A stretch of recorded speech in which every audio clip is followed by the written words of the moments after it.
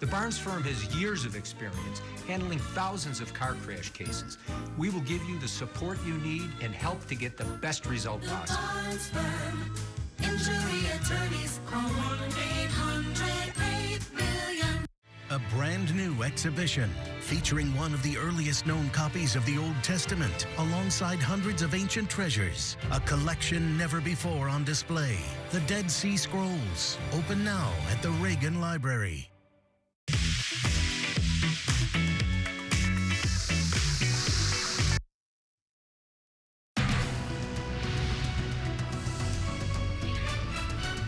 Now at 4, another storm system is expected to bring more rain across Southern California this evening, raising concerns of possible mudslides and debris flow in the burn areas. Good afternoon. This is the KTLA 5 News at 4. I'm Samantha Cortese. And I'm John Finolio. We want to get straight to Kai Goldberg with the first look outside at 4. Hey, Kai. Hello, John, Sam. Yeah, we've seen a little bit of a break in the action, a pause, if you will. And now we're starting to see much of the more moderate rainfall beginning to develop as we head up in towards Ventura, Santa Barbara, the San Luis Obispo County areas. Let's take a closer look here on your 5 Live Max Doppler. Still looking at some light shower activity through the foothills of San Bernardino County from about Crestline, Running Springs, Lake Arrowhead up to Big Bear. This is not a snowmaker. The atmosphere just far too warm.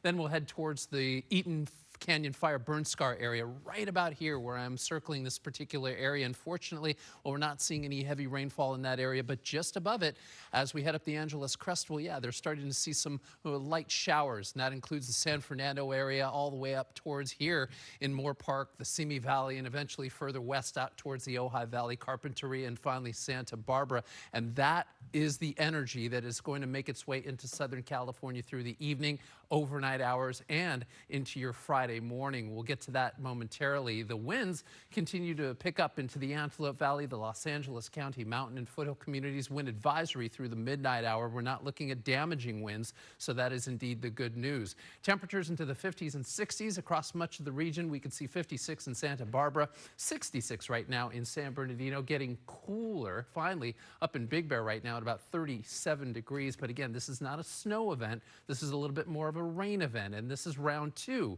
that's coming through Southern California through the night tonight. We will take a little bit of a break into the weekend. We'll talk about that in your forecast, and then a bigger and possibly stronger winter storm coming to Southern California for next week. I'll be back in a couple of minutes. We'll break it on down for you. Back to you.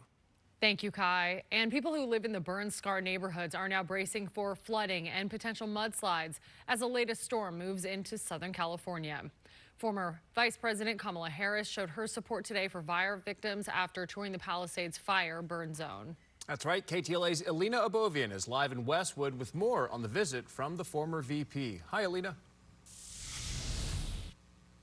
Hi, guys. Good afternoon. Well, former Vice President Kamala Harris, she previously toured the devastation in Altadena caused by the Eaton fire back in January. But today, she was in the Palisades getting a firsthand look at things there. And the former vice president also saying she is promising Angelenos that she's going to do everything she can to ensure we get the help we need. Just like here, you see the chimneys standing. Only standing chimneys is what's left on thousands of homes in the Pacific Palisades. Former Vice President Kamala Harris touring the devastation today as she greeted firefighters, first responders, volunteers, and victims who lost everything. I do believe that in these moments of crisis, the heroes and the angels among us are revealed. Harris speaking at the Westwood Recreation Center alongside LA County Supervisor Lindsay Horvath. These extreme weather conditions have become far more frequent than we have historically been used to, and highlight the importance of not only a very meaningful and robust federal, state, and local partnership among agencies and individuals, but really also highlight the fact that here in California, for example, we no longer talk about wildfire season. Any month of the year, we are likely to see these wildfires occur. Sergeant Jesse Kelly. Also touring the devastation left behind, Mayor Karen Bass alongside the new head of the U.S. Environmental Protection Agency, Lee Zeldin. Zeldin got a first-hand look today at the cleanup operations underway. The APA has been conducting phase 1 of household hazardous waste removal from destroyed properties.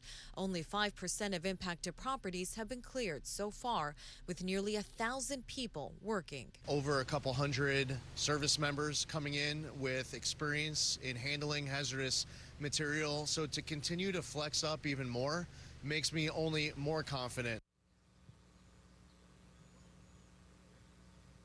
And also for the first time today, local leaders meeting for an ad hoc committee, which essentially is comprised of local leaders coming together to figure out what is going to be the best step forward in all the recovery efforts for both fires here in Southern California. I'll send it back to you in the studio. Alina, thank you. Eaton fire victims will have to find a new place to stay as the Red Cross prepares to close its temporary shelter at the Pasadena Convention Center. The LA Times reports the move is due to TV filming at the facility. The exact timing of the move and new shelter location is not known.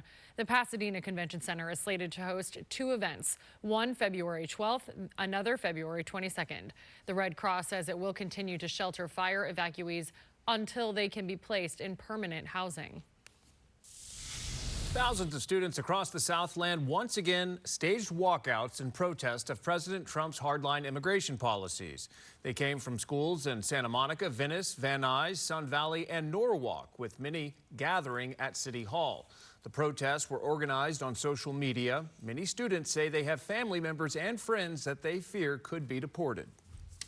I personally have family members who are immigrants and used to be and fought for my rights to be here. So we have every right to be here, and he shouldn't be sending anybody back. I don't think that Trump understands all the work that immigrants do and so many people from other places do.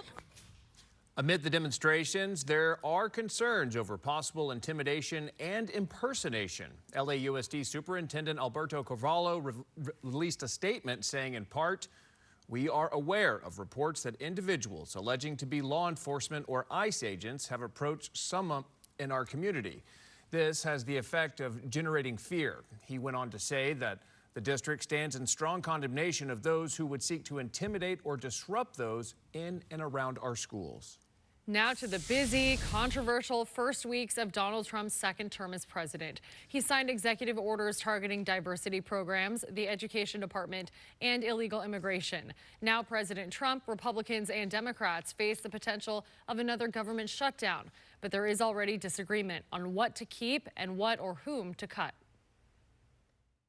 An effort to shrink the government paused until Monday. A judge is considering lawsuits which challenged buyouts proposed by the Trump administration to more than 2 million federal employees.